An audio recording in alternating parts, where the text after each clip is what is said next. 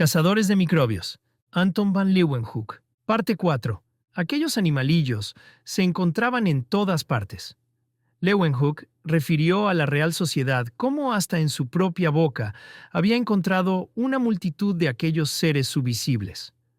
A pesar de mis 50 años, escribía, tengo la dentadura excepcionalmente bien conservada, ya que todas las mañanas acostumbro frotarme enérgicamente los dientes con sal, y después de limpiarme las muelas con una pluma de ganso, me las froto fuertemente con un lienzo.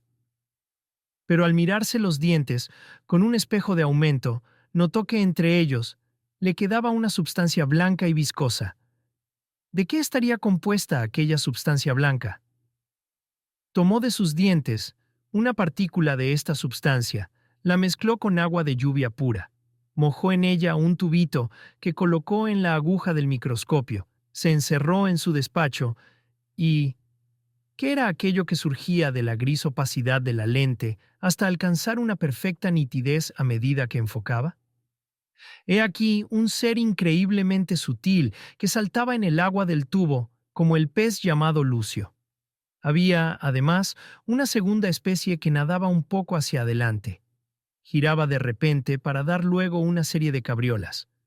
Había otros seres más lentos de movimiento, como simples palitos arqueados, pero el holandés, a fuerza de observarlos hasta que se le enrojecieron los ojos, logró verlos moverse.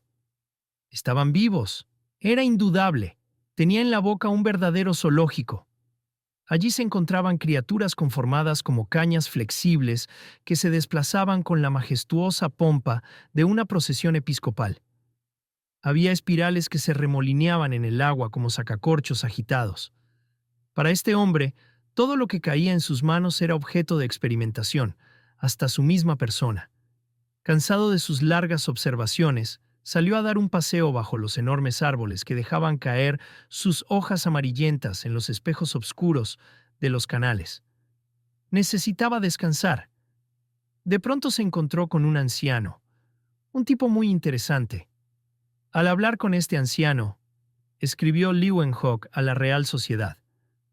Persona de vida ordenada, que jamás bebe aguardiente y rara vez vino, y no fuma, me fijé, sin querer, en sus dientes largos y descarnados.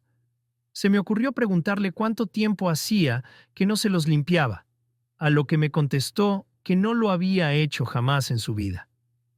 Al instante se olvidó de sus ojos cansados. Vaya zoológico que tendría en la boca aquel viejo. Arrastró hasta su laboratorio a aquella sucia pero virtuosa víctima de su curiosidad, esperando desde luego encontrar millones de bichejos en su boca. Pero principalmente deseaba comunicar a la Real Sociedad que la boca de aquel hombre albergaba una nueva especie de criaturas que se deslizaba entre las otras, doblando su cuerpo en graciosos caireles como una serpiente. El agua del tubito parecía animada por aquellos pequeñísimos seres. Parece extraño que en ninguna de sus 112 cartas Leeuwenhoek hiciera la menor alusión al daño que esos animalillos le podrían causar al hombre. Los había visto en el agua potable, los descubrió en la boca, años después los encontró en los intestinos de las ranas y de los caballos, y hasta en sus propias deyecciones. Cuando les acometía una flojedad de vientre, según su expresión, los encontraba por enjambres, sin que jamás se le ocurriera que aquellos animalitos pudieran ser la causa de su mal. Los cazadores modernos, si es que disponen de tiempo para estudiar los escritos de Leeuwenhoek, tienen mucho que aprender de su renuncia a sacar conclusiones precipitadas, evitando dejarse llevar por la imaginación, pues en los últimos 50 años resulta que miles de microbios fueron denunciados como causantes de otras tantas enfermedades, siendo así que, en la mayoría de los casos, esos gérmenes no eran sino huéspedes casuales del cuerpo al presentarse la enfermedad. Leeuwenhoek tenía mucho cuidado de no hacer atribuciones precipitadas. Por su sano instinto comprendía la complejidad infinita de la realidad, y dado el confuso laberinto de causas que rigen la vida, evitaba caer en el peligro de determinar a una cosa como causa de otra. Corrieron los años. Continuó al frente de su tienda y se ocupó de que el ayuntamiento de Delft estuviera bien barrido.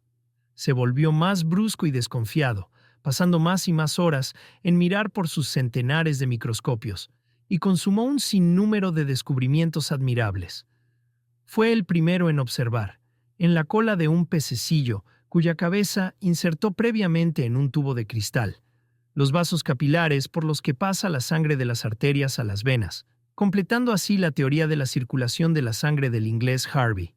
Para sus ojos escudriñadores, hasta las cosas de la vida más sagradas, más inmundas y más románticas, eran solo material interesante para la observación. Descubrió los espermatozoides del hombre, y su fría investigación de cosas tan delicadas habría podido ser tildada de indecorosa, de haberse tratado de un hombre menos inocente que él. Con el devenir de los años, su nombre llegó a ser conocido en toda Europa. Pedro el Grande de Rusia pasó a saludarle, y la reina de Inglaterra hizo un viaje a Delft con el único fin de contemplar las maravillas que se veían a través de sus microscopios. A petición de la Real Sociedad, refutó toda clase de supersticiones. Y aparte de Robert Boyle e Isaac Newton, fue el más famoso de los miembros de aquella institución. ¿Perdió la cabeza con tantos honores? De ninguna manera. Porque, para empezar, ya se tenía en muy alta estima. Su soberbia no tenía límites, como tampoco su humildad ante el misterio ignoto que lo rodeaba a él y a todos los hombres. Admiraba al Dios de su patria, pero su verdadero Dios era la verdad. He aquí su profesión de fe. Estoy decidido a no aferrarme tenazmente a mis ideas, abandonándolas tan pronto como encuentre razones plausibles para hacerlo. Tan cierto es esto como que mi único propósito, y en la medida de mis fuerzas, es poner la verdad frente a mis ojos, y emplear el poco talento que me ha sido concedido en apartar al mundo de sus viejas supersticiones paganas, caminando en la verdad sin abandonarla jamás. La salud de Leeuwenhoek era verdaderamente sorprendente. A los 80 años, su mano se veía aún firme cuando sostenía el microscopio para que sus visitantes mirasen aquellos famosos bichos. Pero le gustaba beber por las noches. ¿A qué holandés no? Parece que su única indisposición era el malestar que sentía por las mañanas, natural después de aquellas noches de copeo. Aborrecía a los médicos. ¿Cómo podían entender las enfermedades del cuerpo si no conocían ni la milésima parte de lo que él sabía de la forma en que estaba constituido? Por consiguiente, Leeuwenhoek se guiaba por sus propias y extrañas teorías acerca de su malestar. Sabía que la sangre estaba llena de pequeños glóbulos, había sido el primero en verlos, y que esos glóbulos tenían que pasar por los delgadísimos capilares para ir de las arterias a las venas. ¿No los había descubierto él mismo en la cola de un pez? Dedujo, pues, que la sangre se espesaba después de aquellas noches de francachela, dificultando su paso por los capilares. Ya se las arreglaría él para hacerla más fluida. Sobre esto, escribía a la Real Sociedad. Cuando ceno demasiado, a la mañana siguiente tomo muchas tazas de café, lo más caliente posible, hasta que rompo a sudar. Si con este remedio no consigo reponerme, tampoco podría lograrlo la farmacopea entera de un boticario. Es lo único que he hecho durante años cuando he tenido fiebre. Este hábito de tomar café muy caliente lo condujo a efectuar otra observación, muy curiosa, relacionada con los animalillos. Todo cuando hacía lo llevaba a espiar un nuevo hecho de la naturaleza, pues vivía envuelto en aquellos dramas que se desarrollaban bajo la lente de su microscopio, como un niño boquiabierto escuchando un cuento de hadas. No se hastiaba de leer la misma historia de la naturaleza, encontrando siempre nuevos aspectos en este libro viviente. Así pues, años más tarde de haber descubierto en su boca los microbios, una buena mañana, en medio de los sudores provocados por su plan curativo de beber enormes cantidades de café, ocúrresele examinar de nuevo la sustancia blanca que cubría sus dientes. ¿Pero qué es lo que había sucedido? No encontró ningún animalillo. Mejor dicho, ninguno vivo, pues apenas lograba discernir miríadas de cuerpos inertes y alguno que otro que se movía lentamente, como enfermo.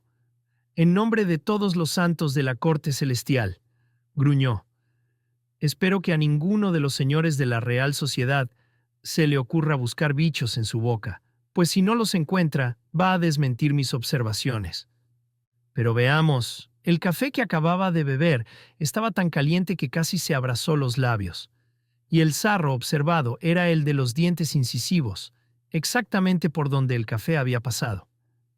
¿Qué encontraría si examinaba el sarro de las muelas? Con gran sorpresa vi una cantidad increíble de animalillos, en tan pequeña cantidad de sarro, que de no haberlos visto por mis propios ojos, jamás lo habría creído. Procedió luego a efectuar cuidadosos experimentos en tubos, calentando el agua con sus minúsculos habitantes a una temperatura algo superior a la de un baño caliente. Instantáneamente cesaron las locas carreras de los bichos. Al enfriar el agua, no recobraron su vitalidad. Era el café caliente lo que había matado a los bichejos de sus dientes incisivos. Con cuánto placer los contempló de nuevo. Pero se sentía molesto y fastidiado porque no podía distinguir las cabezas ni las colas de aquellos animalillos, que culebreaban hacia adelante y hacia atrás, sin girar, con la misma rapidez. Pero debían de tener cabezas y colas, así como hígado, cerebro y vasos sanguíneos.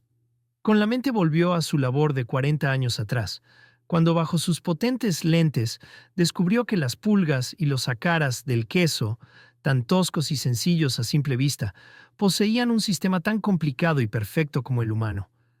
Pero, a pesar de sus intentos con sus mejores microscopios, aquellos animalillos aparecían siempre como simples cordones o en forma de esferas o espirales. En vista de esto, se contentó con calcular, para comunicarlo a la Real Sociedad, ¿cuál sería el diámetro de los invisibles vasos sanguíneos de los microbios? Claro que ni por asomo se le ocurrió dar a entender que los había visto. Únicamente le divertía asombrar a aquellos caballeros con sus elucubraciones acerca de la increíble pequeñez de los microbios. Si bien Antonio Leeuwenhoek careció de imaginación para deducir que aquellos despreciables bichejos podrían ser la causa de las enfermedades en el hombre, consiguió demostrar que aquellos seres microscópicos eran capaces de devorar y matar a seres mucho más grandes que ellos mismos. También solía examinar los mejillones y cangrejos que sacaba de los canales de Delft.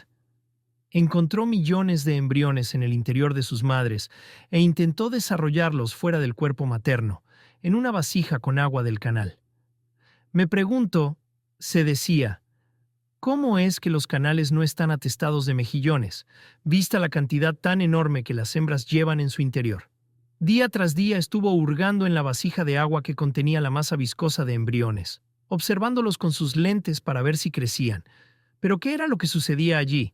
Con asombro, vio desaparecer el contenido de las conchas, devorado por millones de microbios que atacaban vorazmente a los mejillones.